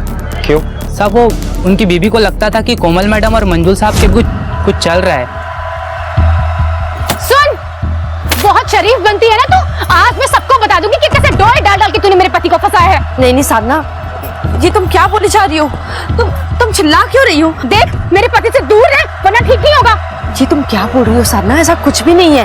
ये ना भोले पने का नाटक किसी और को दिखाना, और तुझे सब कुछ पता है कि मैं क्या बोल रही हूँ। पूरे शहर में तुझे मदद के लिए मेरा ही पति मिलता है। सुन, एक दिन तेरी मैं ऐसी हालत करूंगी ना कि दुनिया में कोई तेरी मदद नहीं कर पाएगा। नहीं साधना देखो, चल जा यहाँ से। वो बहुत शक करती थी, इस बात से कोमल मैडम बहुत परेशान थी। मंजुल फरसान मार्ट। सामान, ये वही मंजुल है ना जो अपना सामान शशिकला के घर में रखता था? हाँ सर। अब मुझे इस केस की कड़ियां जुड़ती हुई नजर आ रही हैं। सर ये हितेश के कॉल रिकॉर्ड और मोबाइल लोकेशन।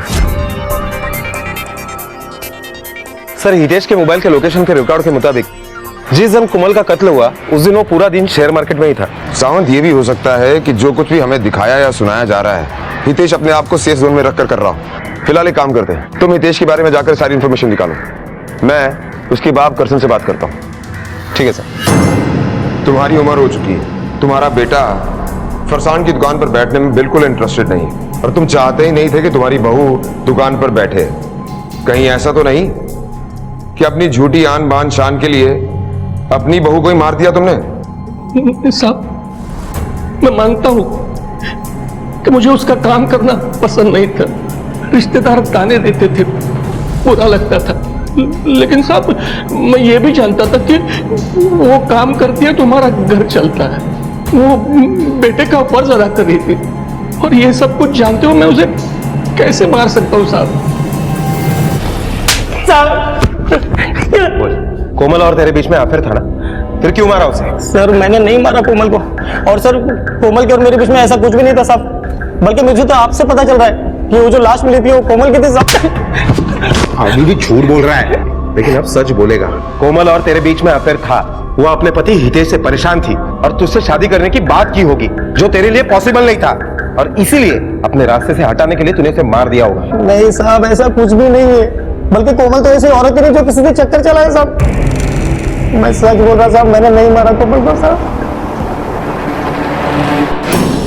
सर मैं मानती हूँ कि मुझे कोमल से प्रॉब्लम थी, मगर इतनी भी नहीं कि मैं उसकी जान ही ले लूं। देखिए, शक का कीड़ा इतनी आसानी से शांत नहीं होता। ये ऐसा कीड़ा है जो इंसान से कुछ भी करवा सकता है। 15 तारीख 2 से 4 के बीच जब कोमल का खून हुआ, कहाँ थी आप? सर उस दिन मेरी मौसी की बेटी की गोद भराई थी तो वहीं गई थी। सर कोमल का फोन अभी अभी ऑन हुआ है परेल में। सावंत, एग्जैक्ट लोकेशन पता करो कि वो फोन वहां पहुंचा कैसे। Okay sir.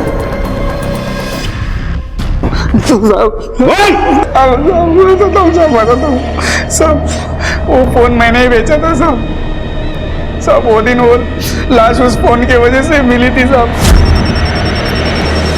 मोबाइल तो इसने मुझे लगा कि मरने वाली मर गई, अब वो फोन का क्या करेगी, और मुझे लालच आ गया इसलिए मैं आपको नहीं बताया साहब। अरे सर कोमल के कॉल रिकॉर्ड में घर वालों के अलावा 2 नंबर मिले, जिसमें से एक नंबर किसी सुशांत शाह के नाम पर रजिस्टर्ड है, जो फोन अभी स्विच ऑफ आ रहा है। लेकिन सर कोमल ने इस नंबर पर 5-6 बार बात की है और कोई भी कॉल 5 मिनट से कम नहीं था। और दूसरा नंबर हेतल के नाम पर रजिस्टर्ड है। ये कौन? सर ये हितेश की सगी बहन है। क्या हितेश की बहन भी है? कोमल मर्डर केस में पुलिस को एक के बाद एक लीड मिलती गई, लेकिन वो हर लीड मानो किसी अंधी गली पर जाकर खत्म होती थी। और अब पुलिस के हाथ एक और सुराग लगा था, और इस सुराग का नाम था हेतल। पुलिस के लिए ये लीड चौंका देने वाली थी, क्योंकि हेतल वैष्णव परिवार की इकलौती बेटी थी, और इतनी पूछताछ के बावजूद भी किसी ने हेतल के बारे में कुछ नहीं बताया था। आखिर क्या वजह थी हेतल की पहचान को छुपाने की? क्या हेतल का कोमल के कत्ल से कोई संबंध था? क्या वैष्णव परिवार भी इसमें शामिल था? आपकी एक बेटी भी है, ये बात आपने हमसे क्यों छुपाई? छुपाई नहीं साहब, बस वो बताना भूल गए।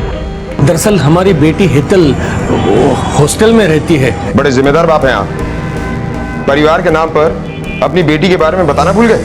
ऐसी बात नहीं है साहब, उस दौरान वो यहाँ पर नहीं थी, तो हमने सोचा कि उसका नाम क्यों घसीटा जाए। फिलहाल तो आप लोग ये बताइए कि ये सुशांत शाह कौन है? तुम तो जानते ही होगे, तुम्हारी बीवी उससे बात जो करती थी। बिजनेस के लिए उसे काफी लोगों से बात ही करनी पड़ती थी, तो उसमें से शायद कोई होगा। सुशांत, उसने अभी तक मेरी बेटी का पीछा नहीं छोड़ा था। ये कौन है? सर, शादी से पहले वो मेरी बेटी का बॉयफ्रेंड था।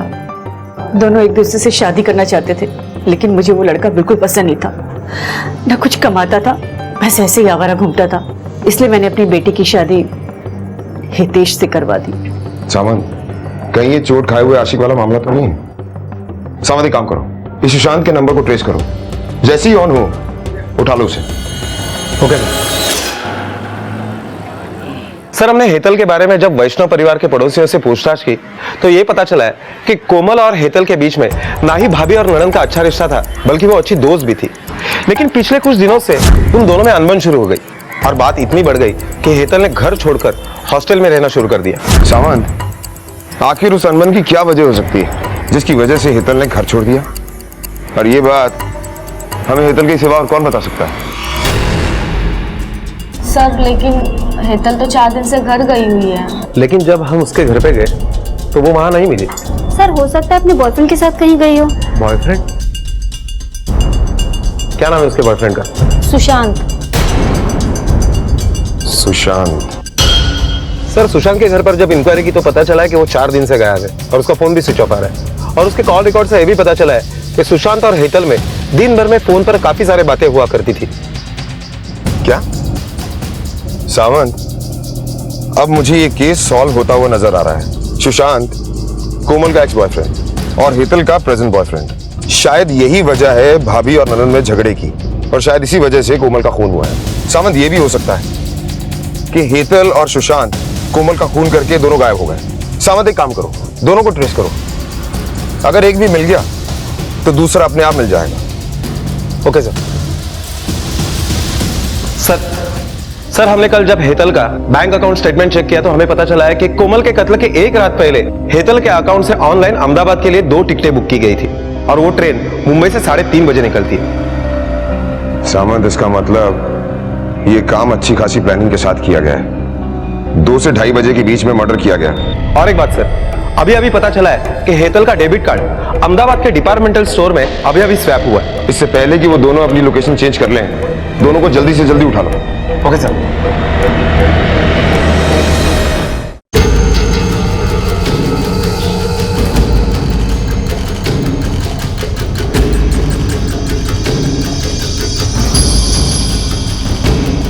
इस लड़की को पहचानते हो?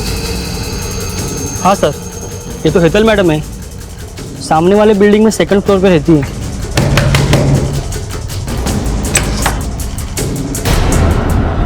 सुशांत शाह? जी हाँ, मैं ही हूँ। क्या हुआ सुशांत? कौन है?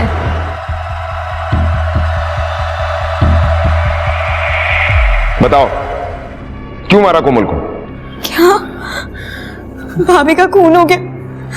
लेकिन कैसे? हे, ये नाटक बंद करो और सच बोलो, क्योंकि तुम्हारे खिलाफ हमारे पास काफी सबूत है। सर लेकिन हम ऐसा करेंगे क्यों? क्योंकि तुम कोमल से बदला लेना चाहते थे। वो तुम्हारी एक्स गर्लफ्रेंड थी, तुम्हें छोड़कर उसने हितेश से शादी कर ली, फिर तुमने इसे फंसा लिया और दोनों ने प्लानिंग करके उसे मार दिया। नहीं सर, ऐसा नहीं है। माना कि कोमल की मां ने हम दोनों को अलग करवाया था और हितेश से शादी करवाई थी। मैं बहुत अपसेट था, लेकिन बाद में मुझे कोमल की मां की बात समझ आ गई थी। सर अभी मैं अच्छा कमा रहा हूँ, कंप्यूटर इंस्टीट्यूट में पढ़ाता हूँ। हेतल मुझे वहीं पे मिली थी और हम दोनों एक दूसरे के करीब आए थे। सर मुझे तो पता भी नहीं था कि कोमल इसकी भाभी है। सर मैंने इसको मेरे पहले अफेयर के बारे में सब कुछ बता दिया था, लेकिन सर कोमल का मायके में नाम केतकी था, इसलिए इसको कुछ आइडिया नहीं हुआ सर। अच्छा, तो कोमल तक ये बात पहुंची कैसे? सर भाभी ने मेरे को एक दिन सुशांत के साथ देख लिया था।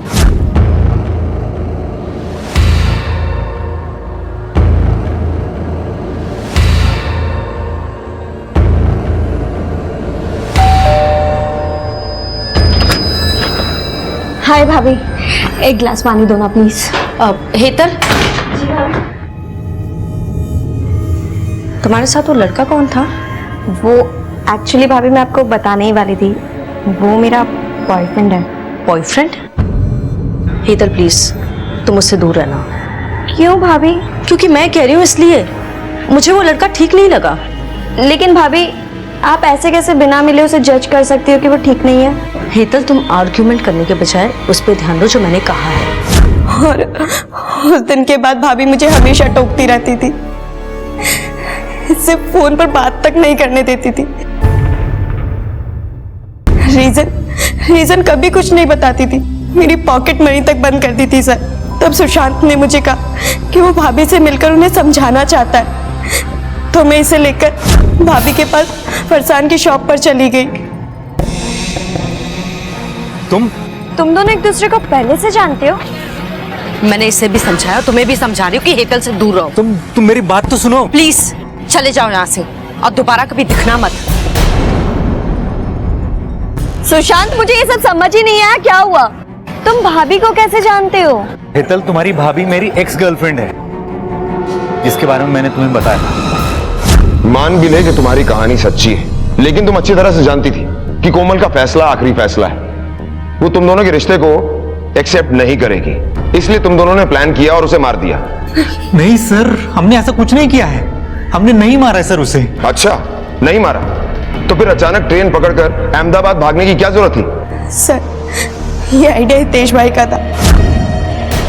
उन्होंने मुझे कहा कि भाभी कभी सुशांत को एक्सेप्ट नहीं करेगी, इसलिए उन्होंने कहा कि तुम दोनों भाग जाओ। मतलब हितेश तुम दोनों के रिश्ते के बारे में जानता था? जी सर। सुशांत शाह कौन है? मुझे सच में कुछ नहीं मालूम।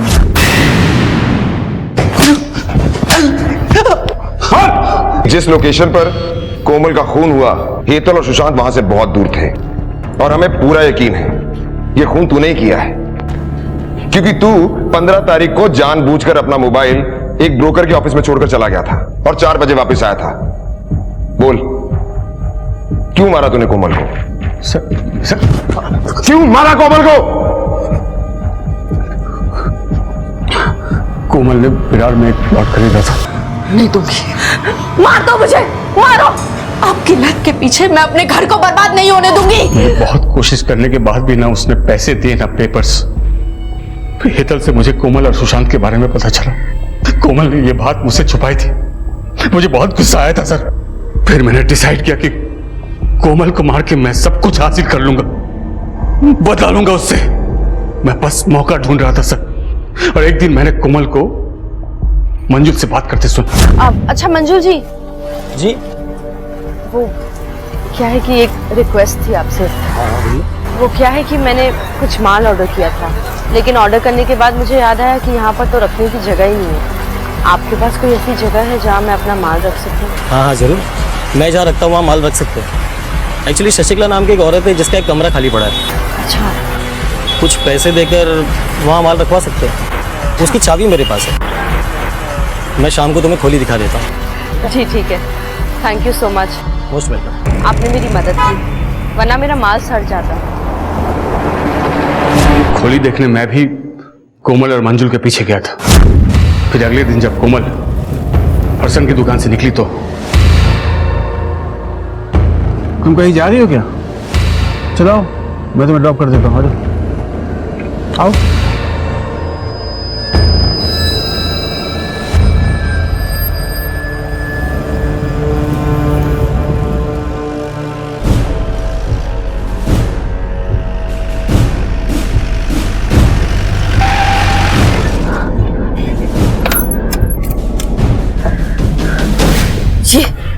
ये कौन सा रास्ता है और तुमने गाड़ी क्यों रोक दी?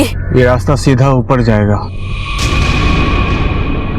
अगर तूने अब भी मुझे प्लॉट के पेपर्स और पैसे नहीं दिए तो। नहीं दूंगी, नहीं दूंगी, मैं कभी नहीं दूंगी तुम्हें। जो करना है करो, नहीं दूंगी मैं।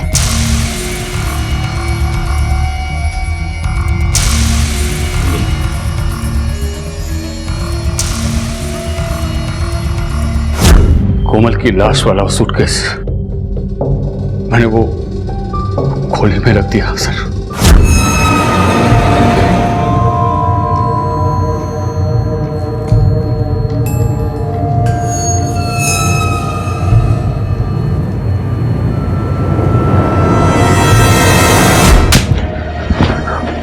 एक वो थी जो तुझे और तेरे घर वालों को पाल रही थी और तूने उसे ही मार दिया और अपने परिवार वालों को सड़क पर ले आया, और इस बात का तुझे जरा सा भी अफसोस नहीं है। जिसने अग्नि को साक्षी मानकर कोमल की रक्षा करने की कसम खाई थी, उसी ने उस हंसती खेलती और जिम्मेदार औरत की जान ले ली। एक माँ से बेटी, बेटी से माँ, और खुद अपने बूढ़े माँ बाप के जीने का सहारा छीन लिया, सिर्फ और सिर्फ अपनी जुए और लॉटरी की आदत की वजह से।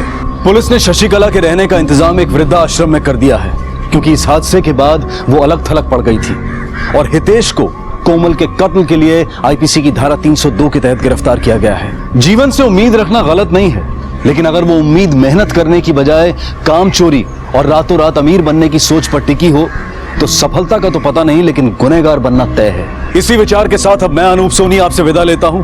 फिर मुलाकात होगी अगले एपिसोड में एक और चौंका देने वाले केस के साथ। तब तक अपना और अपने परिवार का ख्याल रखें और देखते रहें क्राइम पेट्रोल डायल 100। सबक एक को सीख हम सबको। जय हिंद। इस तरह के और भी एपिसोड देखने के लिए हमारे चैनल को सब्सक्राइब करें और बेल आइकन दबाना ना भूलें।